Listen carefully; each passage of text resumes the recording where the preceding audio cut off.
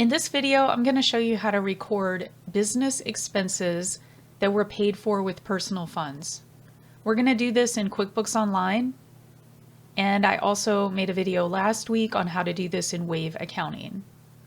Now this is pretty normal. Occasionally you'll be out meeting with clients or paying for business expenses, and maybe you forgot to use your business debit card, you accidentally used your personal debit card, or you didn't have your business debit card on you, so you used cash or your own debit card, whatever the case may be. But you still want that expense to show up in your business accounting records. So you're going to have to record that. Now there are two ways to do this. You could create a journal entry, or you could create an expense. And I'm going to show you both methods, and I'm going to talk a little bit about why you might choose one method over the other. So let's get started. The first method would be to just create a journal entry. This is probably going to be your easiest method. So you would just click on New Journal Entry. You would choose the appropriate date and put any attachments such as the receipt and any notes. In this case, I'm going to assume that I met with a client for coffee and I accidentally used my personal debit card.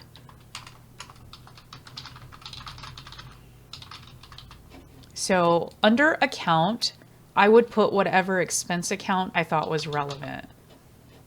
In this case, it would be meals and entertainment. And in the debit column, I would put how much was spent. In this case, $10. Anytime you do a journal entry, you have to have a debit and a credit, and the debits have to equal the credits. So my credit is going to be to my equity account. And then the $10 would go under the credit side or the credit column. And that's all I have to do. I would just save and close. Let's go to the chart of accounts and see what that looks like.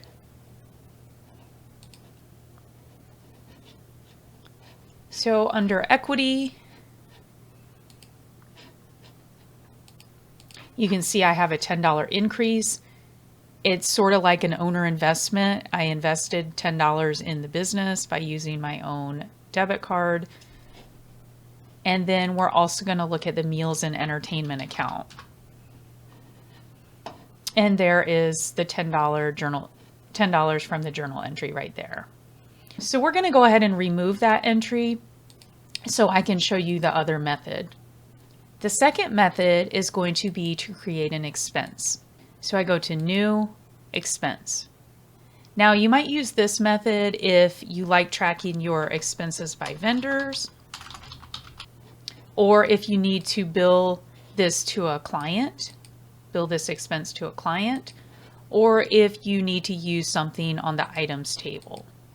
Maybe it was something related to an inventory item or something to that effect. Those would be the situations that you would definitely want to use this method. I'm going to go ahead and create another $10 expense just like the other one so you can see the difference. So my category would be meals and entertainment. The amount is $10. I can add a receipt. I can add a memo and add any other details I need to add. Now for the payment account, technically this was paid for with equity, with the owner's investment, but it is not going to let me choose that account here. It's forcing me to use either a bank account, a credit card account, or an asset account. So I'm going to go ahead and use the checking account for demonstration and save and close. Now, as you can see, now that I've created this expense, I do have a $10 payment showing in the checking account, even though that was not technically paid with the business checking account. And then also, if I go to owner's equity, I don't have the owner's equity increase here that I did when I used the first method. Now, if I go to the meals and entertainment account, I did successfully put the $10 under that expense account. So I did that part right. It's just I have it under the checking account instead of equity. So what I'm going to have to do is make a correcting entry. So if you're using this method, there are actually two entries you have to make. You have to create the expense, and then you also have to create either a journal entry or a deposit that's going to move the $10 from checking to owner's equity. So for me, it's easier to do a journal entry. I'll just show you that real quick. You would want to add it back to the checking account because right now it looks as if it's an expense paid from the checking account. So I want to add it back. I would do that with a debit. Debits increase bank accounts, checking accounts, savings accounts, and cash. If you need further clarification on debits and credits, please watch my debits and credits videos.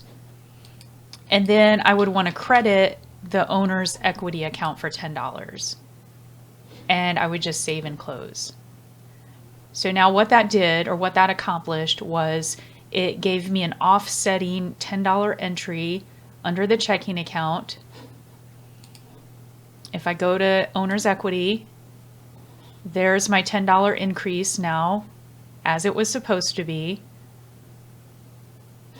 And then if I go to meals and entertainment, I didn't make any adjustments to that, so that should be the same. And it is. There's my $10.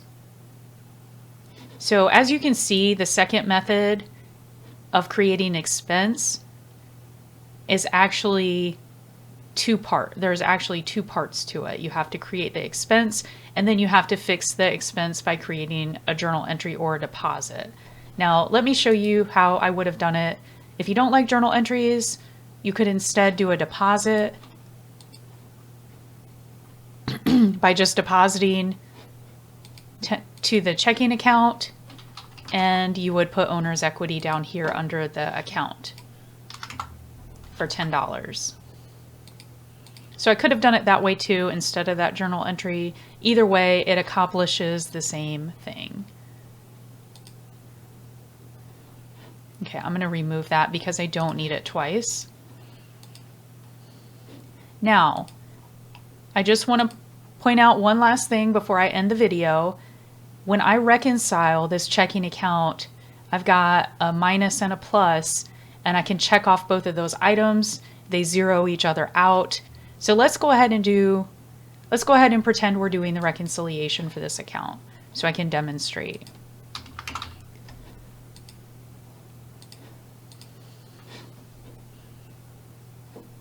You can see down here at the bottom, I've got a $10 deposit, which was my journal entry, and a $10 expense for the coffee. And I would obviously do the rest of my reconciliation as needed. So if you have any questions about this, feel free to comment below and I'll try to answer those questions. And thank you for watching.